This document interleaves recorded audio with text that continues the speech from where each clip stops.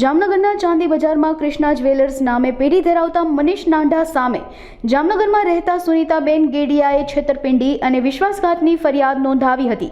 આરોપી મનીષભાઈ હપ્તેથી સોનું બનાવી આપતો હોવાથી ફરિયાદી સહિત 11 વ્યક્તિઓએ હપ્તેથી સોનાના નવા દાગીના બનાવવા માટે ત્રેવડ મુજબ રૂપિયા અને જૂનું સોનું જમા કરાવ્યું હતું।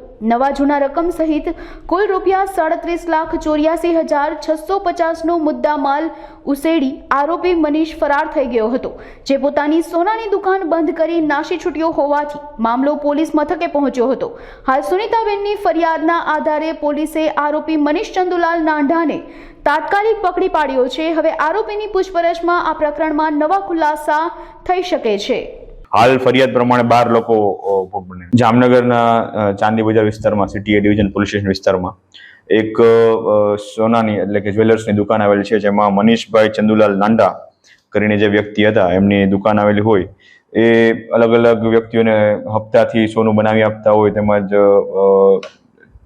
સોની તરીકેની કામગીરી કરતા હોય, જેમાં કુલ 12 શાહેદો છે, જેમના અલગ અલગ સમયે એમણે રૂપિયા લીધેલા હતા અથવા તો સોનું બનાવી આપી દેવાનો વાયદો કરેલો હતો।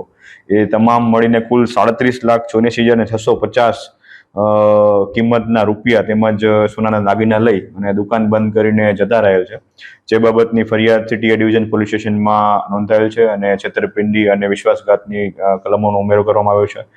આ તપાસમાં આ જે આરોપી છે મનીષભાઈ નાંડા એની સિટી પોલીસ સ્ટેશન દ્વારા ધરપકડ કરવામાં આવી છે અને આગળ હવે રિમાન્ડ મેળવી અને જે રિકવરીની પ્રોસેસ છે હાથ ધરવામાં આવશે। હાલ અત્યારે તપાસમાં એક આરોપીનું નામ એક છે મનીષભાઈ નાંડા, એમની સાથે બીજા કોઈ વ્યક્તિઓ સાથે સંકળાયેલા છે કે કેમ તે બાબતની તપાસ ચાલુ છે।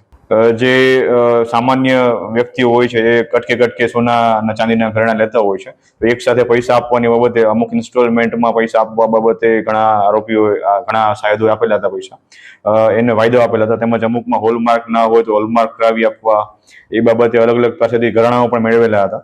એ તમામ ઘરેણા અને રૂપિયાઓ તમામ વસ્તુ ભેગા કરી અને એ દુકાન બંધ કરીને જતા રહેલા હતા।